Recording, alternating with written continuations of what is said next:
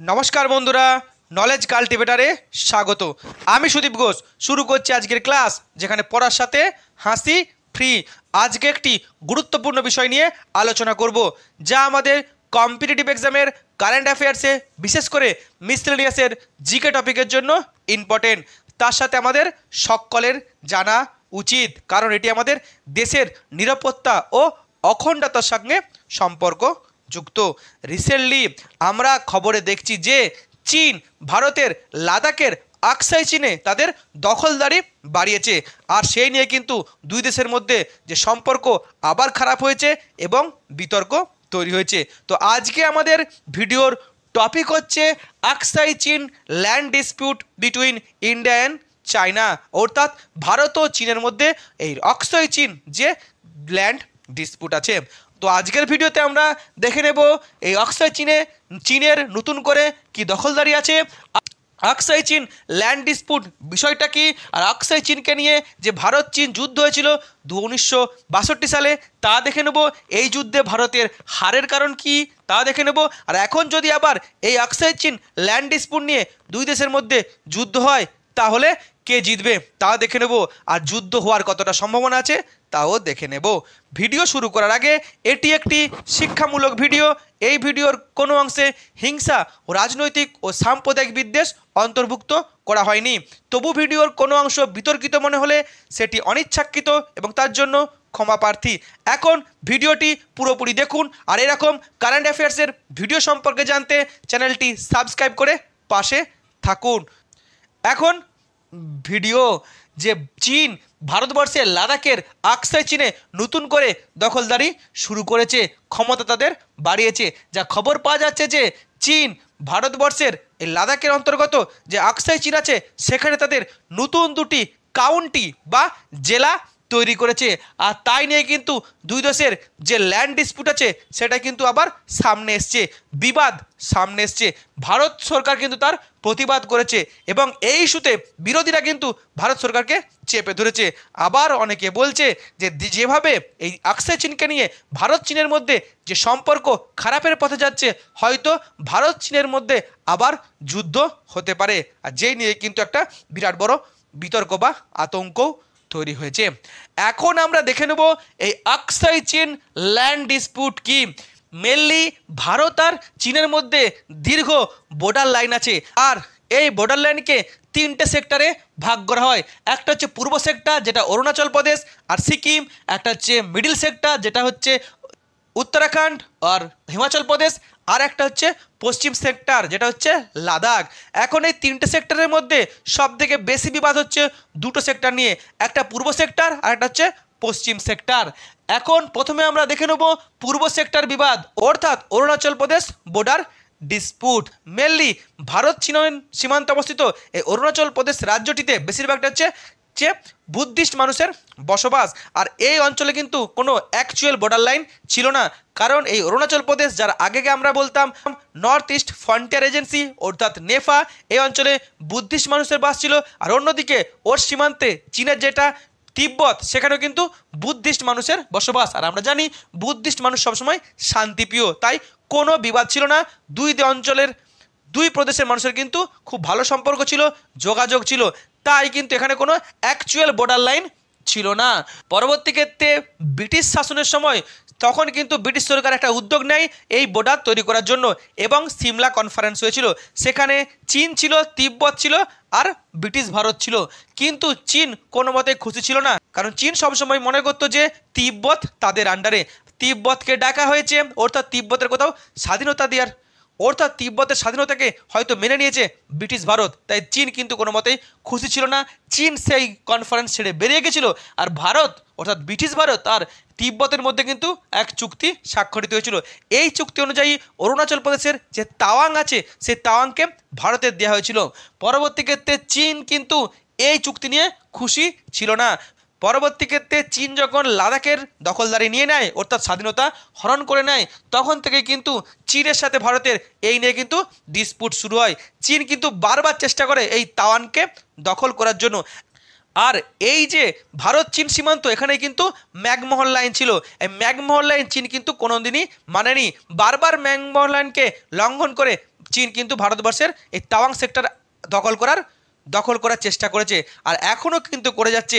বারবারই কিন্তু আমরা খবরের শিরোনামে দেখি যে চীন নাকি অরুণাচল প্রদেশের কিছু গ্রামকে দখল করে নিয়েছে, সেখানে বাড়ি তৈরি করেছে, সেখানে সেনা ছাউনি তৈরি করেছে।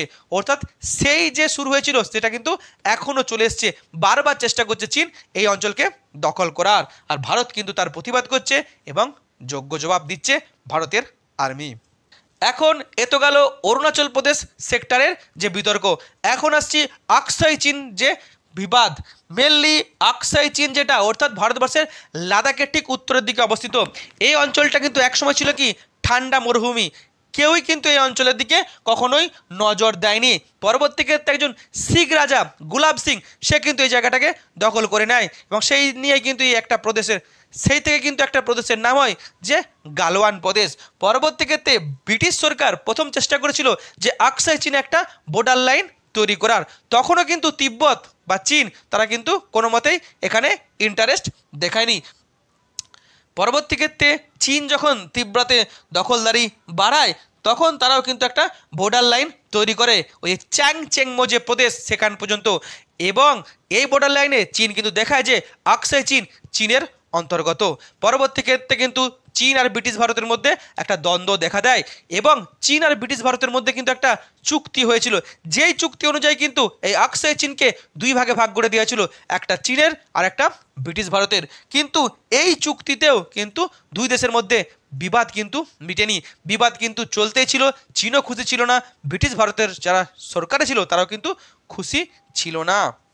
পরবর্তী ক্ষেত্রে ভারত যখন স্বাধীনতা পায়, ব্রিটিশ সরকার কিন্তু এই বিষয়গুলোকে আর গুরুত্ব দেয়নি, অর্থাৎ সেই বিবাদ কিন্তু চলতেই থাকে, আর সেই বিবাদ কিন্তু এখনও চলে আসছে। বারবার সমস্যার সম্মুখীন হতে হচ্ছে আমাদেরকে। এখন এই আকসাই চীনের যে ল্যান্ড ডিসপুট, সেই নিয়ে কিন্তু ভারত আর চীনের মধ্যে বিরাট যুদ্ধ হয়েছিল, যেটা হচ্ছে ইন্দো চীনো ওয়ার 1962, অর্থাৎ ভারত চীন যুদ্ধ 1962। সেটা নিয়ে দেখে নেব। স্বাধীনতার পর থেকে কিন্তু ভারত চীনের মধ্যে কোনো বিবাদ ছিল না, কিন্তু 1949 সালে চীনের ক্ষমতায় এসেছিল কে, সেখানকার যে মাও জেদং অর্থাৎ মাও সেতুং। আর এই মাও সেতুং ক্ষমতায় এসে তারা কিন্তু কি করে, যে তিব্বতকে পুরোপুরি দখল করে নেয়। ভারত কিন্তু এই তিব্বত দখল নিয়ে কোনো মতেই খুশি ছিল না। সেই সময় কিন্তু চীনের সাথে তাইওয়ানের একটা বিবাদ ছিল, যে আসল কারা চীনের লোক সেই নিয়ে কিন্তু একটা বিবাদ তৈরি হয়েছিল। আর তাইওয়ানকে এই দখল করার জন্য কিন্তু চীনের একটা বিশ্বের কাছে একটা বিরাট বড় সাপোর্টের প্রয়োজন ছিল। তাই চীন কিন্তু বিভিন্ন দেশের সঙ্গে ভালো সম্পর্ক তৈরি করতে শুরু করে। সেই সময় কিন্তু ভারতের সঙ্গেও ভালো সম্পর্ক তৈরি হয়। 1954 সালে তখন ভারতের যে প্রধানমন্ত্রী জওহরলাল নেহরুর সাথে চীনের প্রধানমন্ত্রী চৌ এন লাইয়ের পঞ্চশীল নীতি চুক্তি হয়েছিল, যেখানে 5টি গুরুত্বপূর্ণ বিষয়ের উপরে চুক্তি হয়। তাদের মধ্যে সবথেকে গুরুত্বপূর্ণ বিষয় ছিল যে ভারত চীন কেউ কাউকে আক্রমণ করবে না, এবং দুই দেশের বর্ডার সীমান্তে কোনো দখলদারি থাকবে না। এই নিয়ে কিন্তু খুব ভালো সম্পর্ক চলছিল। আর এই চুক্তি যখন স্বাক্ষরিত হয়, তখন কিন্তু ভারত সরকার এক প্রকারে চীনের যে তিব্বতের উপর দখলদারি সেটা কিন্তু মেনে নিয়েছিল, এবং দুই দেশের মধ্যে কিন্তু ভালো সম্পর্ক হয়েছে বলে আমাদেরকে প্রচার করা হয়েছিল, এবং এমন স্লোগানও তোলা হয়েছিল যে হিন্দি চিনি ভাই ভাই, অর্থাৎ ভারত আর চীন কিন্তু ভাই ভাই। কিন্তু এই সুসম্পর্ক বেশি দিন থাকেনি, কারণ 1959 সালে তিব্বতে কিন্তু চীন সরকার বিরোধী বিদ্রোহ গর্জে ওঠে, আর তখন কিন্তু দোলাই লামা ভারতে আসে, আর দোলাই লামাকে আশ্রয় দেয় ভারত সরকার। এতে কিন্তু চীন কোনো মতেই খুশি ছিল না, আর ভারতের প্রতি রাগ কিন্তু বাড়তে থাকে চীনের। আর সেই কারণে চীন কিন্তু এই আকসাই চীনে রাস্তা তৈরি করা শুরু করে। ভারত তার প্রতিবাদ করে, আর সেই সময় থেকেই ভারতের বন্ধু ছিল রাশিয়া। রাশিয়া কিন্তু ভারতকে সাপোর্ট করে। চীন কিন্তু ভয় পায়। চীন ভেবে নেয় যে ভারত রাশিয়ার সঙ্গে হয়তো কোনো গোপন চুক্তি করছে বা কোনো প্ল্যান করছে আমাদের বিরুদ্ধে ষড়যন্ত্র করার জন্য এই আকসাই চীনকে নিয়ে। আর তার ফলে কিন্তু চীন তাদের দেশের নতুন ম্যাপ প্রকাশ করে, যে ম্যাপের মধ্যে এই অরুণাচল প্রদেশ আর আকসাই চীনকে তাদের যে প্রদেশ হিসাবে দেখানো হয়। ভারত কিন্তু তার প্রতিবাদ করে, এবং ভারত বুঝতে পারে যে চীনের আর্মি কিন্তু যখন তখন এই অরুণাচল প্রদেশ আর এই আকসাই চীন দখল করতে আসবে। তাই ভারতীয় আর্মিকে কিন্তু ফুল সাপোর্ট দেয় যে আমাদের সীমান্ত বাঁচাতেই হবে। আর এই সুযোগে চীন কিন্তু তাদের শক্তিশালী আর্মিকে নিয়ে ভারতের সীমান্তের দিকে অগ্রসর হয় এবং 1962 সালে 20 অক্টোবর দুই দেশের মধ্যে যুদ্ধ শুরু হয়। চীন ভারতের আকসাই চীন আর অরুণাচল প্রদেশকে আক্রমণ করে এবং ভারতের সীমানার মধ্যে প্রবেশ করে ভারতের বিস্তীর্ণ অঞ্চল কিন্তু দখল করে নেয় এবং দুই দেশের মধ্যে যুদ্ধ শুরু হয়। আর সেই পরিস্থিতিতে নেহরুর সাথে লাইয়ের অর্থাৎ চোয়েল লাইয়ের আরও একবার মিটিং হয়। আর চোয়েল লাই প্রস্তাব দেয় যে নতুন করে ভারত চীনের মধ্যে বর্ডার টানা হবে আর অক্সয় চীন নিয়ে নেবে, কিন্তু নেহরু সেটিকে বাতিল করে দেয়, কোনো মতেই মানে না। সেই কারণে চীন কিন্তু আরও বেশি করে ভারতের বিরুদ্ধে যুদ্ধ চালিয়ে যায় আর ভারত কিন্তু ব্যাকফুটে চলে যায়। ভারত যখন ব্যাকফুটে চলে যায় ভারত সরকার কিন্তু বুঝতে পারে রাশিয়ার সাপোর্ট তো ছিলই, তার পরবর্তী ক্ষেত্রে এই চীনের সাথে যুদ্ধ করার জন্য ভারত কিন্তু আমেরিকার সাপোর্ট চেয়ে বসে, চিঠি লেখে আমেরিকার কেনেডিকে। আর আমেরিকার রাষ্ট্রপতি কিন্তু ভারতকে সাহায্য করার জন্য যে এয়ারফোর্স বা নেভি পাঠাতে উদ্যোগী হয়েছিল, এমনকি ইউকে পর্যন্ত ভারতকে সাহায্য করতে এগিয়ে আসে। তখন কিন্তু চীন বুঝতে পারে যে একটা বিরাট বড় ক্ষতি হতে চলেছে আমাদের, তাই যুদ্ধ শেষের ঘোষণা করে এই চীন। এবং চীন অরুণাচল প্রদেশ ছেড়ে তাদের আর্মিকে পেছিয়ে নিয়ে চলে যায়, অর্থাৎ অরুণাচল প্রদেশকে ছেড়ে দেয়, কিন্তু আকসাই চীনকে ছাড়েনি। আকসাই চীনের বিস্তীর্ণ অঞ্চল কিন্তু দখল করে নেয় এই চীন। আর এই যুদ্ধে কিন্তু ভারতের এক প্রকারের পরাজয় হয়। চীনা আর্মিদের হাতে ভারতের প্রায় 1300 জন আর্মি কিন্তু তাদের মৃত্যু হয়েছিল এবং 1000 জনের বেশি আর্মি কিন্তু মিসিং ছিল, আর প্রায় 4000 জন ভারতীয় আর্মি কিন্তু চীনের আর্মির হাতে তারা বন্দী হয়েছিল। ভারত হেরে গেছিল এই ইন্দো চীন যুদ্ধ 1962 সালে। এখন কেন ভারত এই যুদ্ধে হেরে গেছিল তার কারণ কি ছিল? মেনলি ভারত যখন স্বাধীনতা পায়, অর্থাৎ দ্বিতীয় বিশ্বযুদ্ধের পরবর্তী সময়ে গোটা বিশ্ব কিন্তু দুই ভাগে ভাগ হয়েছিল। আর ভারতের প্রধানমন্ত্রী যে নেহরু তিনি কিন্তু শান্তি রক্ষার ক্ষেত্রে জোট নিরপেক্ষ নীতি নিয়েছিলেন, অর্থাৎ যুদ্ধ নয় শান্তি চায়। তাই নেহরু কিন্তু কোনো মতেই যুদ্ধের পক্ষে ছিলেন না, তার কারণ তিনি বুঝতেন ভারত রিসেন্টলি স্বাধীনতা পেয়েছে, প্রচুর সমস্যা ভারতের, দেশভাগ হয়েছে, দুর্ভিক্ষ হয়েছে, দাঙ্গা হয়েছে এবং ভারত সবে আস্তে আস্তে হাঁটতে শুরু করেছে। তাই এই মুহূর্তে যদি ভারত যুদ্ধে যায় তাহলে কিন্তু ভারতের জন্য বিরাট ক্ষতি হবে, অর্থনীতিতে বিরাট বড় ধাক্কা খাবে। তাই নেহরু চেয়েছিল এই চীনের সাথে সমস্যা টেবিলে মিটিয়ে দেওয়ার জন্য, তাই কিন্তু নেহরু পঞ্চশীল নীতি চুক্তি করেছিল, কিন্তু এই পঞ্চশীল নীতিকে লঙ্ঘন করেছিল চীন, অর্থাৎ চীন বেইমানি করেছিল, অর্থাৎ ভারত যুদ্ধের জন্য রেডি ছিল না। যুদ্ধের জন্য রেডি না হয়ে ভারতকে কিন্তু বাধ্য হয়ে যুদ্ধ করতে হয়েছিল, তার ফলে কিন্তু ভারত ব্যাকফুটে চলে গেছিল। অন্যদিকে ভারতীয় আর্মি স্বাধীনতার পর থেকে আস্তে আস্তে তাদের ক্ষমতা বাড়াচ্ছে, তখন পর্যন্ত কিন্তু ডাইরেক্ট যে যুদ্ধের কিন্তু কোনো এক্সপিরিয়েন্স ভারতীয় আর্মির কাছে ছিল না। তাই ভারতীয় আর্মি কিন্তু অনেক ক্ষেত্রে পিছিয়ে গেছিল, কারণ আমরা জানি এক্সপিরিয়েন্স ছাড়া ফিল্ডে কাজ করতে গেলে কিন্তু একাধিক সমস্যা দেখা দিতে পারে। অন্যদিকে তখনকার ভারতবর্ষের যিনি ডিফেন্স মিনিস্টার ছিলেন ভিকে মেনন, তিনি কিন্তু অনেক খারাপ কাজ করেছিলেন, সঠিক সিদ্ধান্ত তিনি নিতে পারেননি। মেনলি চীনকে আটকাতে গেলে তখন ভারতের উচিত ছিল এয়ারফোর্স অ্যাটাক করা আর নেভিতে অ্যাটাক করা। মেনলি চীনের যে পথ দিয়ে আমদানি রপ্তানি হয়, ভারত কিন্তু সেই সাহস দেখাতে পারেনি, শুধুমাত্র এই আর্মিকে দিয়ে যুদ্ধ হয়েছিল, তাই ভারত কিন্তু কোথাও না কোথাও পিছিয়ে গেছিল। অবশ্যই সেখানে এয়ারফোর্স আর নেভির ইউজ করা উচিত ছিল। অন্যদিকে আর একটা সমস্যা হচ্ছে যে সেই সময় ভারতীয় আর্মি আস্তে আস্তে তাদের শক্তি বাড়াচ্ছে, কিন্তু এই আকসাই চীন বা এই যে হিমালয় পার্বত্য অঞ্চলের যে কঠিন অঞ্চল, দুর্গম অঞ্চল, যেখানে বরফ দিয়ে ঢাকা, সেই অঞ্চলে থেকে যুদ্ধ করার মতো পরিস্থিতি বা শক্তি ভারতের আর্মির কাছে কোথাও না কোথাও ছিল না। কারণ ওই বরফে যে লড়াই করার জন্য যে পোশাক প্রয়োজন, যে জুতো প্রয়োজন, যে খাবার প্রয়োজন, তাঁবু প্রয়োজন, তা কিন্তু ভারতের ছিল না। এমনকি অস্ত্রের ক্ষেত্রেও কিন্তু ভারতের কোথাও না কোথাও একটা স্কারসিটি ছিল। আর উল্টো দিকে ওই যে দুর্গম অঞ্চলে কোথাও না কোথাও ভারত কিন্তু পেছিয়ে পড়ে যুদ্ধ শুরু করেছিল, কারণ চীন কিন্তু সেফ জায়গা থেকে যুদ্ধ করত, তাদের কিন্তু ওই দুর্গম অঞ্চলে যোগাযোগ ব্যবস্থা অনেক উন্নত ছিল। কিন্তু ভারতীয় আর্মির ক্ষেত্রে যে খাবার নিয়ে যাবে, অস্ত্র নিয়ে যাবে, কিংবা এক জায়গা থেকে অন্য জায়গাতে যাবে, সেখানে কিন্তু ভালো রাস্তা কিন্তু ছিল না, আর সেটাও কিন্তু ভারতীয় আর্মিকে পেছিয়ে দিয়েছিল। অন্যদিকে আরও একটা গুরুত্বপূর্ণ ছিল, চীনের আর্মি কিন্তু রিসেন্টলি একাধিক যুদ্ধ করেছিল, অর্থাৎ তাদের কিন্তু যুদ্ধ করার যে এক্সপিরিয়েন্স ছিল, সেই এক্সপিরিয়েন্সকে কাজে লাগিয়ে, উন্নত প্ল্যানকে কাজে লাগিয়ে তারা কিন্তু ভারতীয় আর্মিকে কোথাও না কোথাও পিছিয়ে ফেলেছিল, তাই তারা জিতে গিয়েছিল। এখন এই যে আকসাই চীন নিয়ে ভারত আর চীনের মধ্যে একটা সম্পর্ক খারাপ হতে চলেছে বা একটা বিবাদ দেখা দিয়েছে, অনেকেই বলছে হয়তো আবার ভারত চীনের মধ্যে যুদ্ধ হতে পারে। এখন যদি দুই দেশের মধ্যে যুদ্ধ হয় তাহলে কারা জিতবে?